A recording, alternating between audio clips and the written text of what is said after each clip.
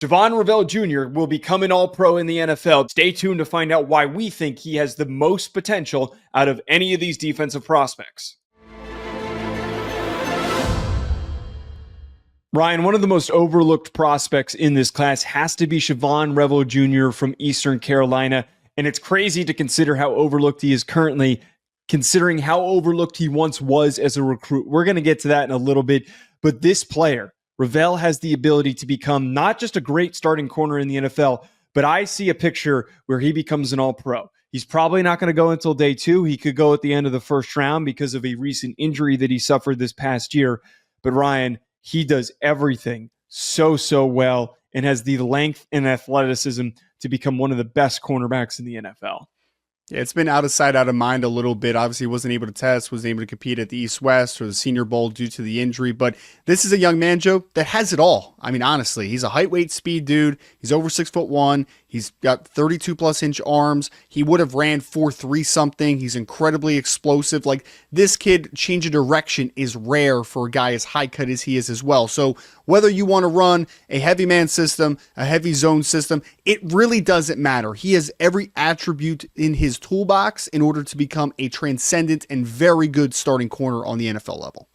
Yeah, it's just rare for every single category when we talk about what we look for in cornerback prospects. The length, the hip fluidity, the ability to use that length to win in press man situations, and then also to recover really easily because he's so long and explosive. Any gap is not really a gap. It is a falsehood if a receiver thinks that a little bit of space is enough to get past him.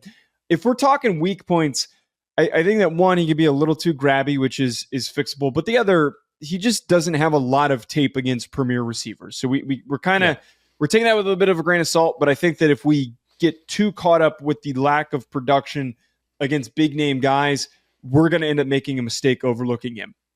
Yeah, I mean, you always value the athleticism and what translates to the NFL level, and height, weight, speed translates for the most part. It is going to be a question until it's not a question. I mean, seeing him beat up against the Navies of the world, against Temple, like those teams that don't have great wide receiver play, it is going to be a question mark, right? Like some NFL scouts are going to look at him and say, that's great. Can you do it on a higher level? And we're talking about jumping from a G5 level all the way up to the NFL, which is a little bit of a question mark. The other thing is obviously the injury, right? Like he's coming back from a lower leg injury. He's back right near 100%, I believe, right now.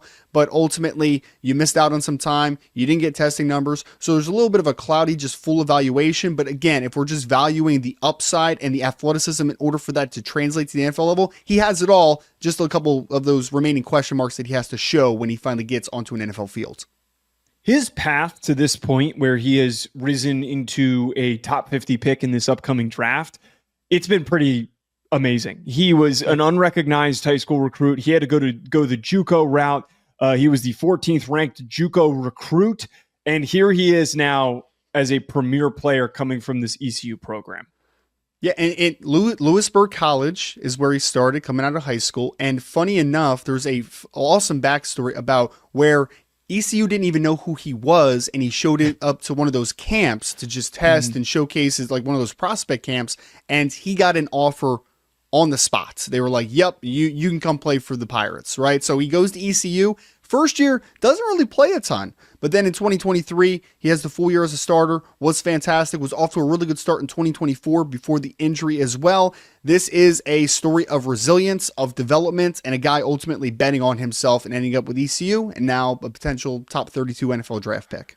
You can't help but root for a guy like this, and I'm so excited to see what he does because he's had an insane path to get to this point.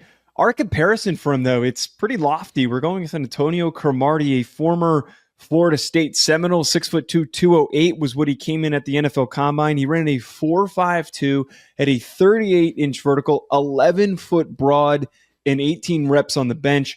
That long speed for his size and then the jumping ability is something that flashes all over Revel's tape. And we all remember Cromartie was consistently one of the best corners in the league when he was playing in the NFL. Oh yeah, dude was a ball hawk coming out of Florida State. He was undervalued in his draft class a little bit because of an injury that he also sustained his final year at Florida State that hurt his draft process a little bit.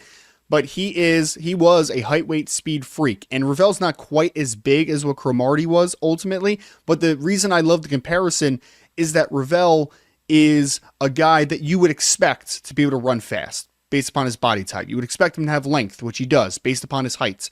But the thing that takes you off guard is the transitional quickness, the ability to open and run, the hip fluidity. Like, those things are really rare for a player as big as he is, for as high cut as he is. This is not only a height, weight, speed freak, but he's a really flexible athlete as well, who can, I think, can turn and run and change direction with just about any wide receiver he's going to go against. Folks, let us know in the comments below. What do you think of Shavon Revel Jr.? Hit that like button and subscribe. We'll be back with more.